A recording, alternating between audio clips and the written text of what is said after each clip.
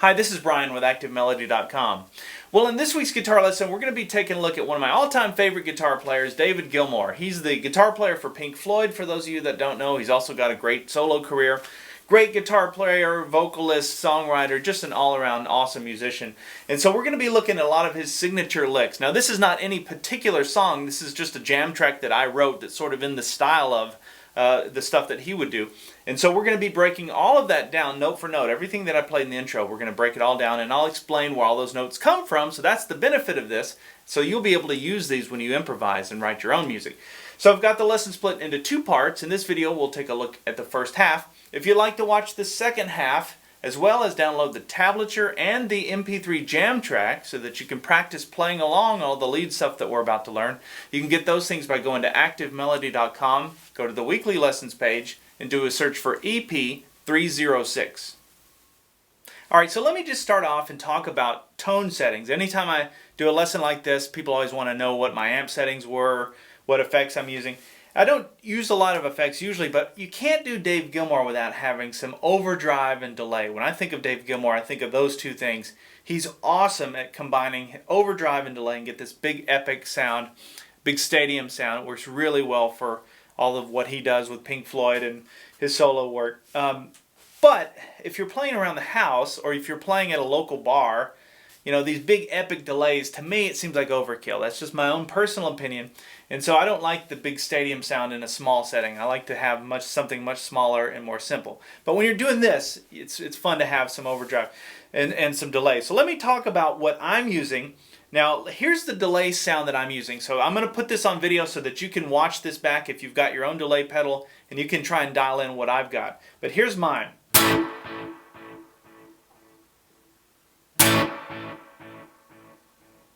So you can see it's there's the overdrive that's in the mix. It's just some, you know, you can do that with any overdrive pedal. The delay is it's light in the mix. I would say it's about 35-40% of the mix, and then it trails off fairly quickly. I don't know the exact parameters, and I'm not going to go into those settings because I'm playing through a Kemper profiler, and I'm using the delay in the profiler, and it would be an irrelevant number if I would try to articulate that. Plus, there's a million different settings. So you can get that effect with any basic delay pedal. You can just dial it in and try and match that. I'm not an expert on Dave Gilmour's sound. I did not sit and study his sound, so I'm sure some of you will know a lot more than I do when it comes to that. I just tried to dial in something that sounded sort of close by ear, and I'm going with that. And so I know some people are going to go out there and buy delay pedals. You don't have to do that. You don't have to have any special equipment. You can play this clean channel. You probably are going to need an electric guitar because there's a lot of really heavy bending. So that's one thing I would say. Electric is, unless you've got some really light gauge strings and some strong fingers, you're going to have to go electric. But other than that, you don't have to have any special effects. We'll still be able to learn all these Gilmour style licks in this lesson. So don't go buy anything. Now, why use a delay when it comes to playing lead? I know some people are going to ask that. And the reason for that is twofold. One is you get a fatter sound. And then the second reason is you get more sustain. So you can do these epic things like...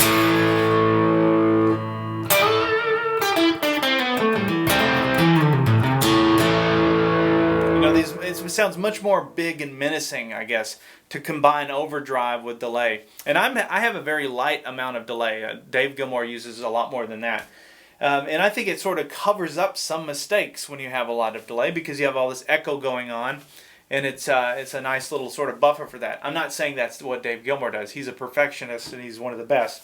But you know, you can look at it that way. Now I'm going to go ahead and turn off delay, because I think it's overkill for trying to do the instructional part of this. But at least wanted to go through what I was using for that. Alright, so this song is in the key of A minor. And there's really two chords. It's an A minor and an F chord. So we can kind of go back and forth between those two chords. And we're going to play on top of those chords. And this is a simple jam track that I wrote myself. It's just kind of in the style of a Pink Floyd song. And I was just kind of studying a lot of the stuff that they do. And they tend to hang out on chords for a long time, which I like. So, let's start with this first lick. The first lick goes like this. So, what I'm doing for that is I'm playing right out of minor pentatonic scale, pattern 1. So if we're playing an A,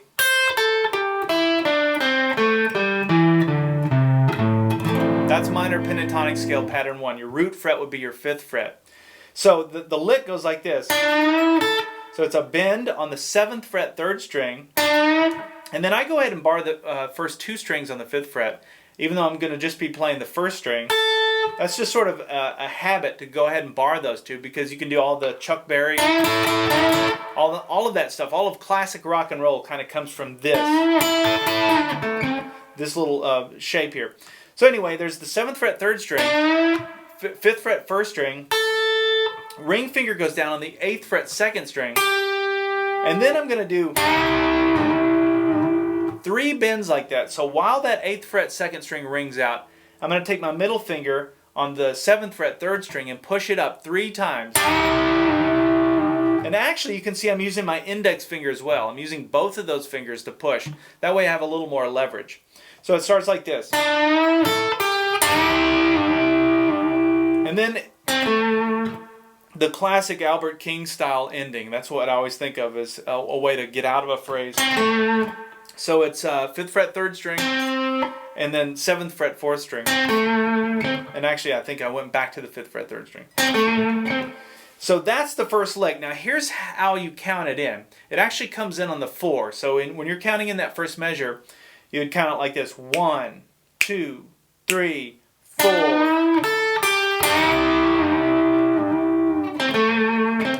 All right. Now after that, that's the next lick that I played. Again, minor pentatonic scale pattern 1. So it's just, there's that bar, like I just mentioned, 5th fret, first 2 strings. So I'm going to play the 2nd string, I actually slid into it, the 1st string, and then back to that 8th fret 2nd string, and then back to the 5th fret 1st string. So we're staying in that minor pentatonic scale pattern 1. All right, so from the beginning we have 1, 2, 3.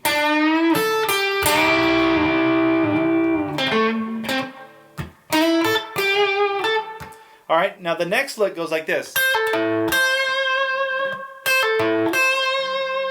Now, this is something that I got, I can't even remember where I heard this. It was something I've heard him do quite a bit. But it's still in minor pentatonic scale pattern 1, but we're going to do a pull-off. So I've got my ring finger. Some of you may want to use your pinky for that. But I use my ring finger up here on the 8th fret 1st string, and I do a pull-off. Now look at where my index finger is. It's back here on the 5th fret, barring the first 2 strings again. So I play the 1st string with a pull-off, and then an upstroke on the 2nd string behind that 5th fret. So, okay, and then back to the 8th fret 1st string. Now that's not a note that you would typically, if you're playing blues, you don't typically just sort of hang out on that note. You tend to bend it, but you tend to come down to your root note. But to play right there just seems a little bit odd. But it works really well when you listen to Pink Floyd stuff. You hear that kind of thing quite a bit.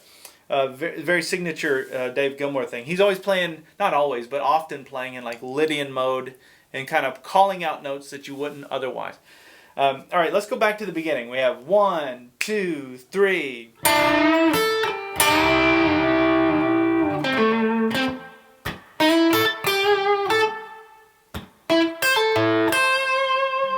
All right, now this, some of you are going to go, wait a minute, what's that note? That's not in the minor pentatonic scale. You're right, it's not, but it is in the natural minor scale. So there's 2 notes we can add to our minor pentatonic scale to convert it into the natural minor scale. And we're going to use those notes. Actually, we're only going to use one of them for this, but let me show you both of them. One of them is this note, and the other one is this note, which would be so this one would be the 7th fret 1st string, and this would be the 6th fret 2nd string. So we can add both of those notes in multiple octaves, obviously. So this right here is another note we're going to come to. This will be the 4th fret 3rd string. It's going to make more sense as we get into this, but you're going to be able to add these notes now when you're playing over a minor chord like this, and it's going to just make it sound that much cooler. So that's why that sounds so cool, is because it's in that minor scale, that natural minor scale, which is made for a minor chord like that, like the A minor chord. Okay, so what I'm doing is I'm doing a half bend. It's the 7th fret first string, a half bend and a release, and then we're going back to the 8th fret 2nd string, and then we're coming down to the 7th fret 3rd string. We're going to do a bend, we're going to do a full bend there, and we're going to match that note on the 5th fret 2nd string. Let me back up, I know that's a lot of information. So we have...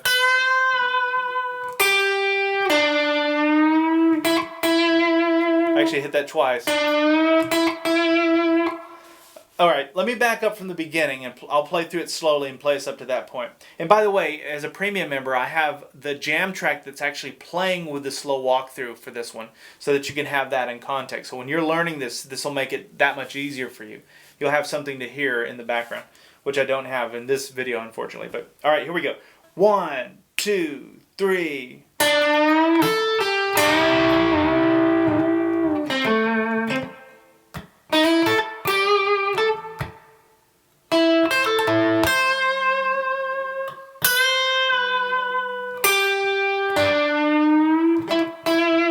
Now the next thing goes like this.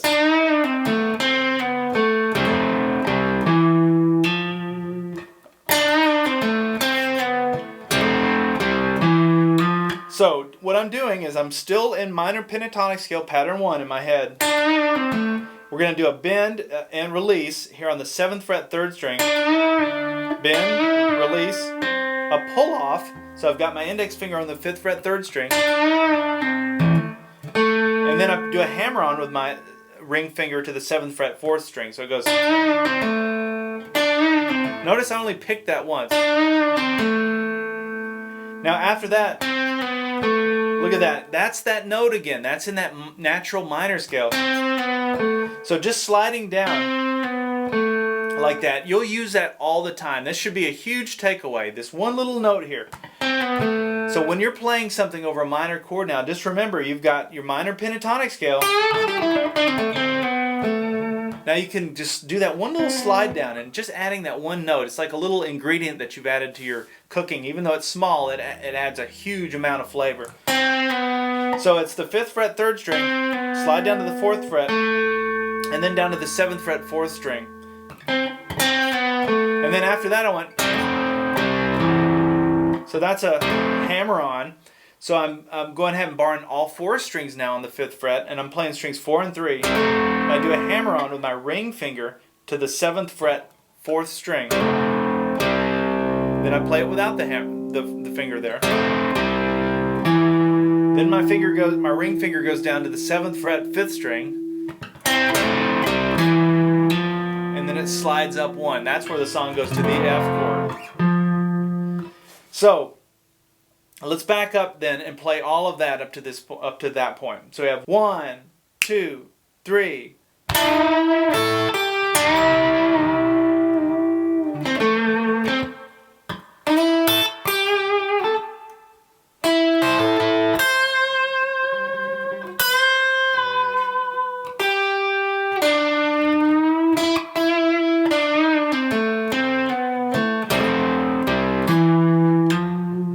So now we're over the F chord, and I came up here into pattern 2 of the minor pentatonic scale and went... So even though the song has switched chords, even though there's now an F chord, I'm not playing the chord changes like you would typically think to do, like in a country song. In this case, I'm just staying in the key of the song. I'm just staying in that minor pentatonic scale for A. So the chord is now an F, and that's what I'm doing. So let me show you the notes, and I'll show you how to think about them or process them. So I'm sliding up to the 9th fret 3rd string, and then the 8th fret 2nd string, 10th fret 2nd string, slide up to the 12th fret 2nd string. So all together you have... So we're in minor pentatonic scale pattern 2. So when I'm playing... That's minor pentatonic scale pattern 2. Now why that? Well, I just, there was a change in chord, so I'm just going to a different point in that same scale. It's all the same pentatonic scale. We're just going to some different notes within the scale, or a different region, I should say. Same notes. There's only 5 notes in the pentatonic scale, and you're just repurposing them all over the neck. So after the 12th fret second string, then we're going to come up back down here to the 10th fret second string, and we're going to do a full bend, and we're going to hold that bend for a while like this.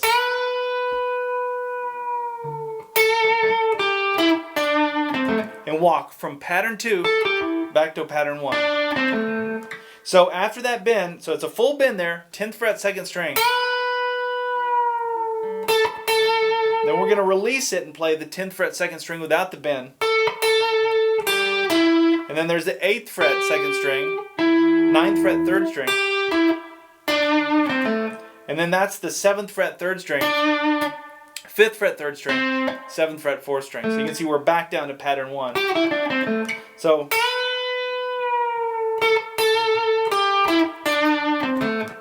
alright, so let me back up from the beginning now and play us up to that point. So we have 1, 2, 3.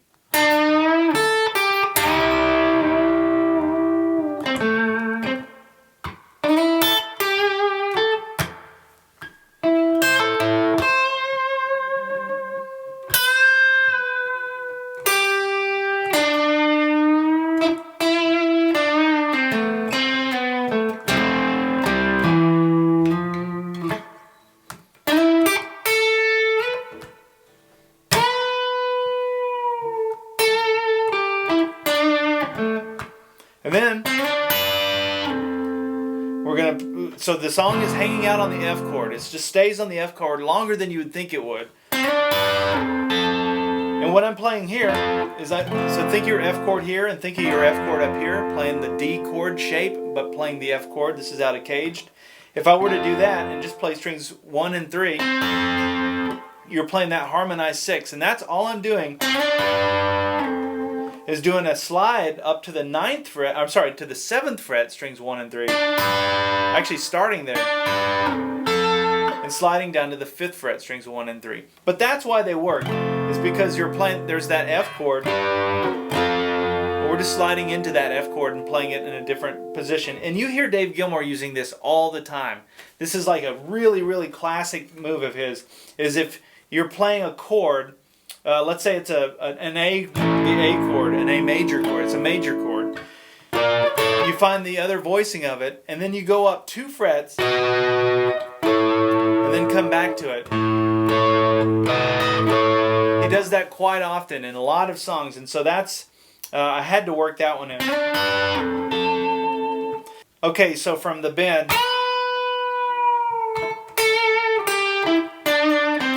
here it is. And then,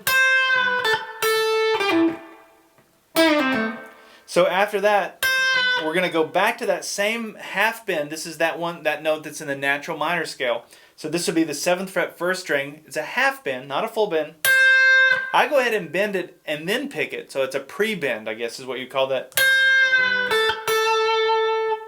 So it goes like this. There's that pre-bend release, 5th fret first string, and then a quick pull off between the 8th fret and the 5th fret on the 2nd string. So, and then another little burst. And you hear Gilmour using these little licks like that quite often in his playing. It'll be like little phrases. It's almost like if you're talking, you're throwing out just a quick idea. You're not making a big sentence. You're just little phrases like that. I hear him doing little bursts like that. And that's what I'm trying to do there. So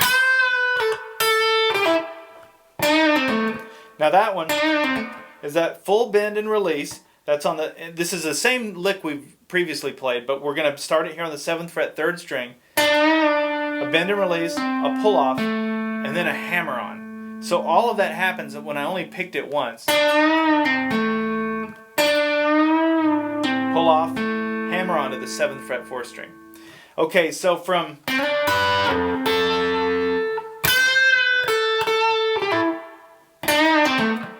alright, it doesn't sound like much without the jam track, but when you're playing along with that jam track, it'll all start to make sense. So that's why you got to check out premium membership. You get the jam track, it's totally worth it. Alright, so after the, there's one more lick to learn that goes like this. And that's playing while there's a chord underneath it, which is an F diminished 7 chord. So you'll hear that chord, which is the transition. So we're playing the F chord, we're playing the F diminished 7 chord, and then back to the A minor. I thought it was kind of a nice little bridge to get us back. And so that's what we're playing over there. And all I'm doing in my head is I'm just thinking minor pentatonic scale pattern 2. So I'm sliding up to the 9th fret 3rd string with my middle finger. Index finger goes down on the 8th fret 2nd string. And then I went, there's a 8th fret, 10th fret 2nd string, full bend. And then there's a bend and release. Bend, release, and a pull off. And then there's a hammer on to the 9th fret 3rd string. It sounds like a lot, but it's really one motion. And then that's where I'm going to wrap up this first part. And it sounds probably seems a little naked without that jam track, but you can still learn this and learn all these licks. I want you to think about how you can use these licks in other things too. So you're not just limited to playing with just this jam track. When you learn those little techniques like that, they're not even unique to Dave Gilmour. They're just natural minor licks, but they're so useful you can use those in anything. But things like this, when you're holding out on a chord for a while, that's a great thing to work into your own playing. So let me back up and play through this one more time. I'll play through it slowly, and then I'll see you in part 2 for the second half. 1, 2, 3.